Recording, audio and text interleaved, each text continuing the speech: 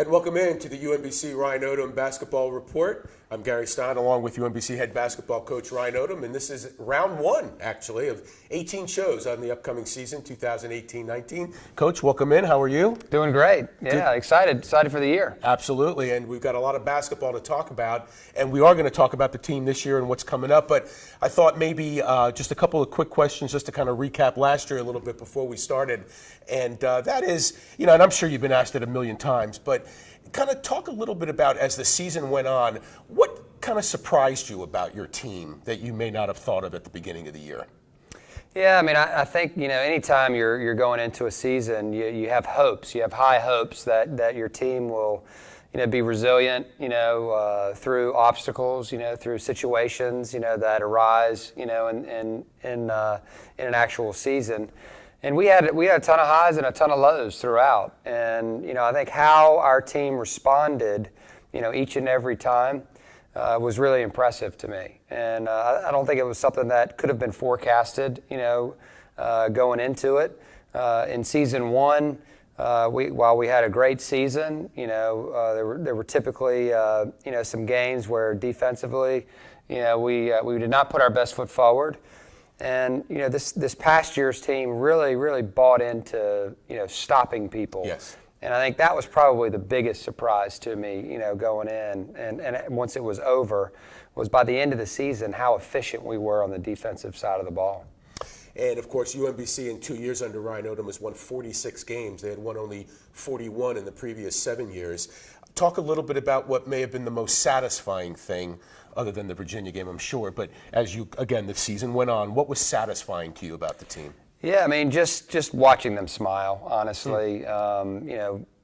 Finishing that Vermont game and winning the way that we did, with Jairus having the ball in his hands, and obviously, I had to trust him and with the ball at that particular moment, because we knew we weren't calling timeout. And so for him to end it that way with his teammates, and everybody, all eyes on him, that was extremely gratifying. Well, you bring up Jairus, and that actually was my next point, was the backcourt in general last year. Jairus, of course, Jordan Grant, KJ Mara, they all have to be replaced. So not only will you be replacing 40 points, but you'll also be replacing defensive playmaking, leadership, poise, etc.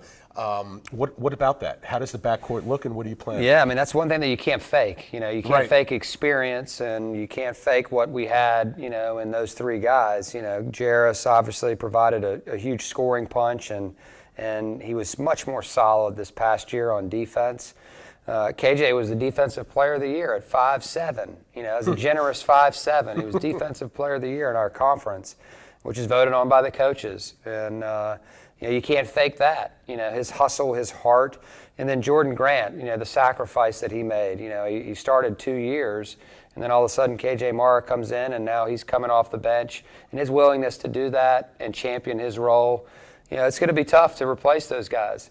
But the cool thing for me is it's a new season. The cool thing for our team, it's a new season, and we get to put it all together again. And in no way am I asking any of our new guys that are going to man those positions to try to emulate or be those guys. All right, they've got to be the best versions of themselves, and we've got to coach them every day, no different than we coach Jairus and KJ and Jordan, and help them grow as players. How far into the season usually do you think you kind of really get an idea as to what your team is, what they're capable of? Like, you may have an idea right now, but once you start playing the games, and I know there are non-conference games before there are conference games, but how long does it take until you see, this is coming to fruition, this is who we are? I think sometimes middle of the conference usually is about where you begin to figure out, kind of like, do we have a real shot at this, or are we kind of just a pretender, so to speak?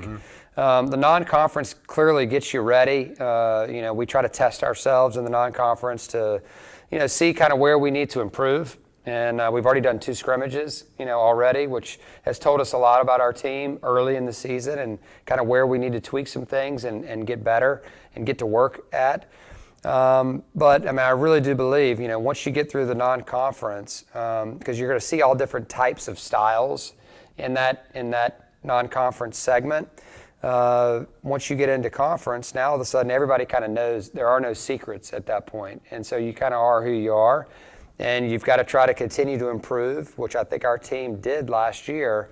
Our team was a team that answered, in a lot of ways. They didn't give in. They dug games out. And I think we developed that identity early in the season. The defense wasn't going great early when we first started out. We had some injuries and we were up and down a little bit. And then we began to, once conference started, if you remember back when we played New Hampshire, one of the first games of the year, it might have been the first game of the year in the conference, we were not shooting the ball well, and they were, right. In the first half of that game.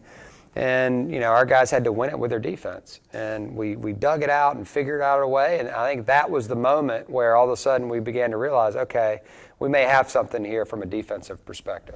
I'm sure you saw your team grow together last year, Yeah. Obviously tremendously through the tournament.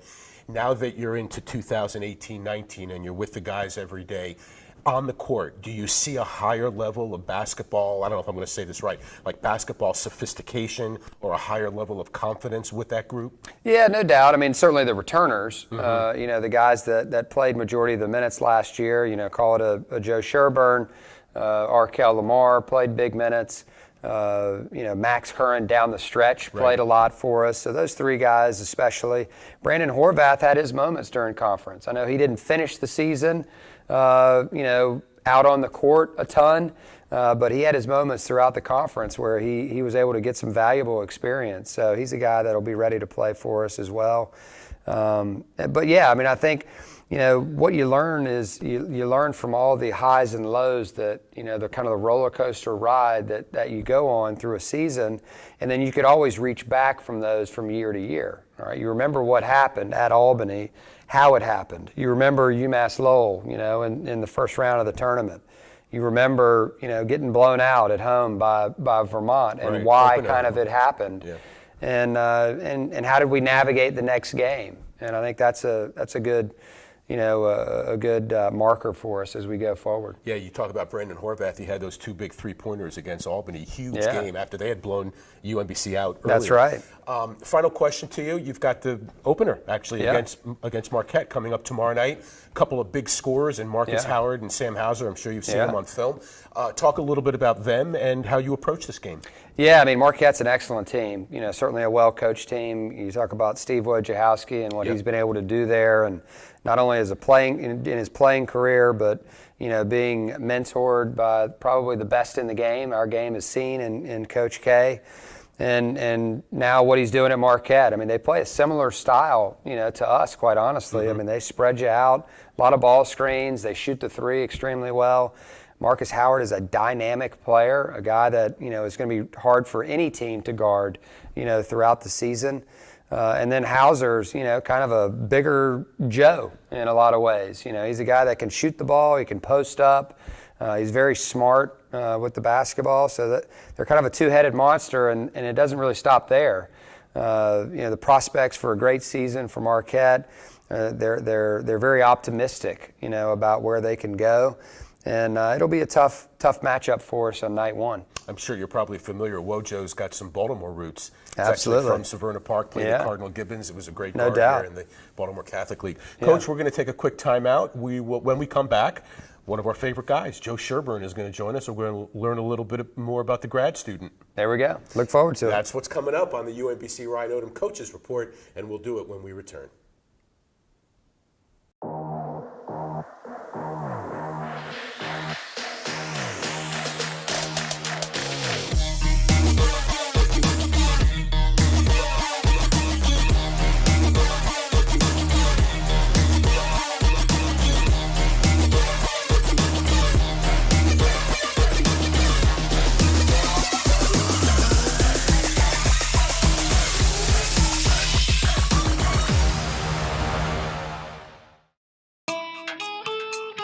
Respect is hard work, respect is dedication.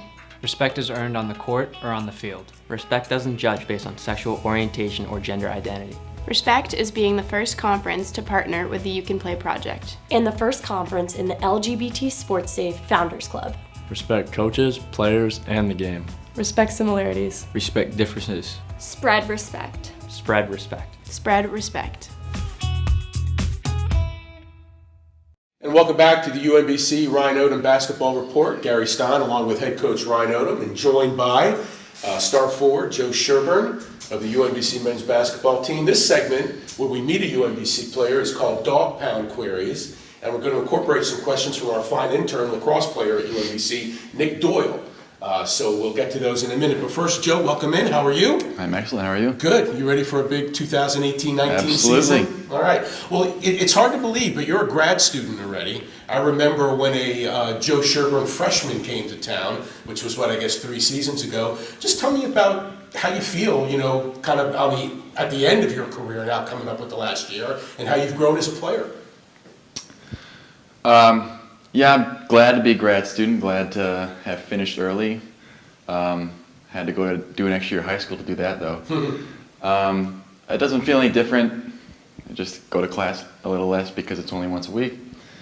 As far as how I've grown as a player, it's a good question. I think my freshman year I just probably took a lot more threes and was just kind of standing there on the three-point line. And I think now I can probably do a better job of getting inside and finding open players and working on stepping up my leadership. And that's what I was going to ask you. As a grad student, is that something that is on your mind? The leadership? Yes. Oh, well, it has to be. I have the most experience playing here on the team, and the guys know. They know that I've been there in big situations, so I have no choice. Ryan, you came in 2 years ago, and Joe was already here. He was going into his sophomore season. Just tell us about that, about how you related to the players who were already here and kind of what that was all about a couple of years ago. Yeah, I think Joe obviously has been a huge part of our success here, at UMBC in a short amount of time. And I think the biggest thing that not only Joe but the other guys did right away was they accepted the new coaching staff and they listened. And that's all any coach can ask. Play hard, be a good guy, be a good citizen, work hard off the court, which obviously he does at the highest level. So he's a guy that we want others to emulate. And he's a 4.0 student. He makes the right decisions on and off the court, and he's a team player. And that's kind of who we are. We want to be as a program. And Joe, exemplifies all those things. I do have a funny story though. I remember one time when we first started out. It's probably 3-4 weeks into it, and we were huddled up, kind of at the end of practice, and I'm talking, and he's laughing already. Yeah, because that's what he was doing. Actually, at that particular moment, he had a smirk on his face, and I'm talking about something pretty serious at that time. I don't know that I was mad or I was just trying to make a point. I'm not sure what it was, but Joe had a smirk on his face, and he was kind of laughing, and I looked up at Joe and I said, "Joe, is something funny, Joe?" And he had that smile right there. And he was really quiet, and then I started looking around at the other guys, and they didn't say anything, but they were kind of like, "Oh boy." And then so I kept going at Joe, like, "No, Joe, just tell me what is it?" And he said, "You guys say deal a lot." They just, "Hey, good deal.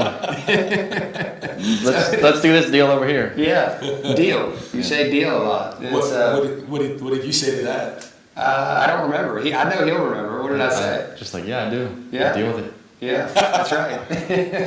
Excellent. Yeah.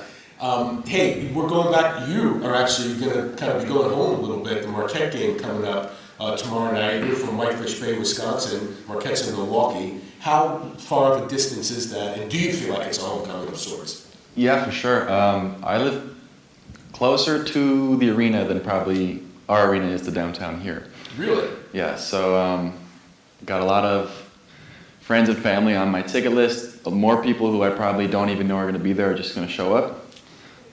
So hopefully we have a good game. I know we will. So I'm really looking forward to it. Coach, was it kind of like in the back of your mind that, this game, I'm sure it was scheduled a couple of years ago, but that this would be something for Joe to, kind of kind of remember a little bit? Yeah, absolutely. I mean, certainly for guys, all coaches try to do this, and it doesn't always work out. But we try to get guys, like Joe, who's in a situation where he's further away from home and doesn't get to play in front of his friends and family a ton. And, just a different situation than a Jordan Grant, who's from right here, whose family can come to any game they want. And so we try to make it happen. It doesn't always work, and this was an instance where it made sense. I think in years past, Marquette probably wouldn't be in a situation where they would be knocking down UMBC's door to come open their brand new arena. But given the circumstances, it certainly made sense, and it's worked out for Joe and for us to be able to get him home to play in front of his home team, call it. Are you a superstitious guy by nature? No, I don't think so. Okay, so is there a pregame ritual or anything that you have, like day of game? Do you try to do the same thing every day of game, or how do you approach it? We just got to make sure Will Bass, who's in charge of our meals and food, we got to make sure he has the right gummy worms and muffins in the locker room. Okay. At halftime and before the game. So what's your favorite flavor muffin? Yeah, like chocolate chip. I go for the chocolate chip, and then we have the Sour Patch watermelons. Gotta have those. Yes. Absolutely. Coach, are you a muffin guy too, or something else? No, I don't eat the muffins or the Sour Patch Kid. Yeah, I don't do either one. Right. What do you do game day? We get coffee. Coffee, yeah. Yeah, we get coffee. That's what we do. Yeah, you're definitely a Starbucks guy. Yeah. Take me back real quick, Joe, to the Virginia game. Something that we haven't talked about really much. Well, Coach and I did, but can you compare kind of how you felt going into the game? Like your level of confidence. I'm sure you were confident in your abilities, but just talk about the approach that you guys took mentally before that game. I don't think anybody was really nervous. There was really no reason to be nervous, and the practices we had before down there at the Division II college we practiced at, I thought were really good in terms of when the scout team would be on offense running Virginia stuff. Thought that we were guarding it really well, and it played out kind of exactly like that in the game. Going into halftime, I think we were even more confident. Tied at 21. Yeah. Yep. Everybody in the locker room was saying there was no way we were losing. We just have to start making shots, and we did. Coach, how did you approach the halftime speech or talk? Yeah, I mean, quite honestly, as soon as I walked in, they were having their own conversations, kind of like Joe said, and you could tell the spirit and the mood was very positive, at that time. So, to be quite honest, it wasn't like I had to go in there and reinvent the wheel. It was like, okay, we just played this half, we're in the game. We know we can't win it. I say that all the time. You can't win it in the first half, but you can lose it in the first half if you don't play well. And you can be at a disadvantage, going into halftime. We certainly were not in that situation. The key for us was, how are we going to play coming out of halftime? And were we going to play aggressive and continue to attack them and get better shots, or were we going to kind of go our own way? And our guys certainly didn't do that, and they turned it up. The defense stayed exactly where it was, and it got even better. And, I think, honestly, I didn't really have to say much. It was, let's go play. Joe, it's been a great 3 years. We look forward to number 4. Thank you so much. Listening as you call the game. Absolutely. That's Joe Sherburne, by the way, the first UMBC basketball player and the first America East basketball player to be named Academic All-American Division I. So quite an accomplishment. Congratulations on that. All right, we'll take another time out here. Segment number 3 coming up, and that is we'll visit with my color partner on the broadcast. John Feinstein will join us when we return right after this. That experience in Charlotte was amazing. It really was beyond the expectations of the world. It was dazzling. So much so that we all said the next morning, did that really happen? So it was a fun experience, a great pride for our students, combination of academics and athletics. And quite frankly, I think the best of the American East, the whole brand is about the combination of athletics and academics.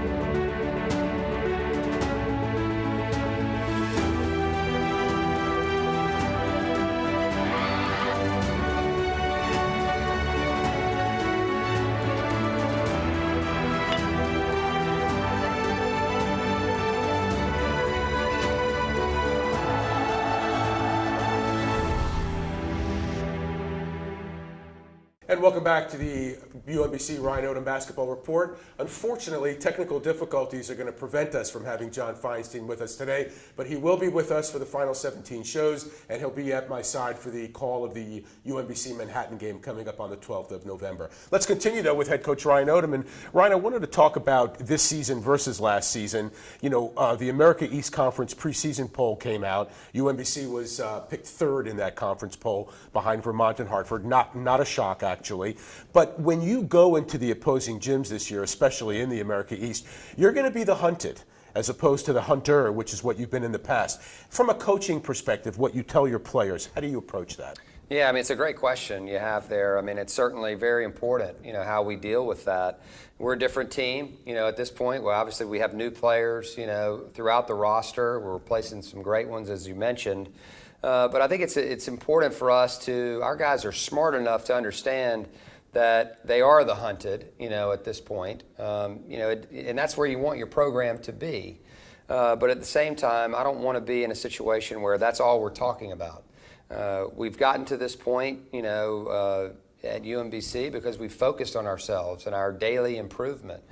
And we've tried to attack others, you know, and figure out, all right, we're matched up with this particular team. How are we going to beat them?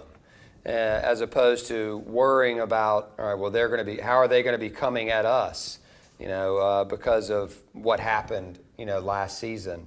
And so I think there's a danger there if we focus too much on that side of things. So it's going to be business as usual. Our guys are, like I said, are smart enough to understand it and deal with that. But at the same time, we're going to operate, you know, the same as we always have. Are you disappointed that you were ranked third in the preseason poll, or does that not matter to you at all? No, not at all. Honestly, you know, it does not matter to me because it is what it is. It's right. A preseason poll. You know, we obviously want to. Our goals don't change from year to year. We want to, you know, be in the mix for a conference championship at the end of the season. But you know, Vermont's lost a lot. You know, very similar to us. But they have some really good players coming back. They have a great coach. You know, I feel like we have some good players coming back as well. Hartford, you know, you could argue could easily have been picked, you know, right at the top because they do have an excellent coach and they have everybody returning from last year. I think they only lost one player, you know, from an excellent team, a very competitive team last year. And you could keep on going. You know, there's a ton of teams. One of the great things about the America East is, you know, there's tons of parity, you know, throughout our league right now. I know Vermont's had, you know, an extreme amount of success, but, you know, 1 through 9, it's very, very competitive. Final thought. I know you're a big family guy, and your dad obviously had a big influence on you in coaching in general. But UMBC is your basketball family, and you lost 3 guys from last year's team, Yeah. Jairus Lyles, KJ Mara, Jordan Grant. We talked about that before. How much contact have you had with them since, and is it a point of emphasis for you to maintain contact with them? Oh, absolutely. I mean, I text all 3 of them, you know, all the time. You know, once they're gone from here, they're not done. Right. You know, they've honestly become more friends, you know, than they are, you know, student athletes and you know, a coach-player relationship. And you know, obviously all of UMBC wants what's best for those guys. You know, we have Jairus is playing now, you know, with the Salt Lake Stars, you know, the G League team, which is a great opportunity for him. I had the great fortune of going out there and watching some practices. I got to watch him in the training camp, you know, which was great. I go back with Coach Snyder. My brother actually worked for Coach Snyder years ago at Missouri. And so he let me be in the team meetings, and I got to see Jairus out there on the court with some amazing players. He couldn't have entered a better culture than what they have there at Utah. And so I'm excited to see where it's going to go for him. You know, KJ, you know, played this past summer in Puerto Rico. They have a pro league there and did exceptionally well. You know, Jordan is in the midst of trying to, you know, determine exactly which way he's going to go. Is he going to continue to play, or is he going to go ahead and get in the business world? And I think he would do great at both.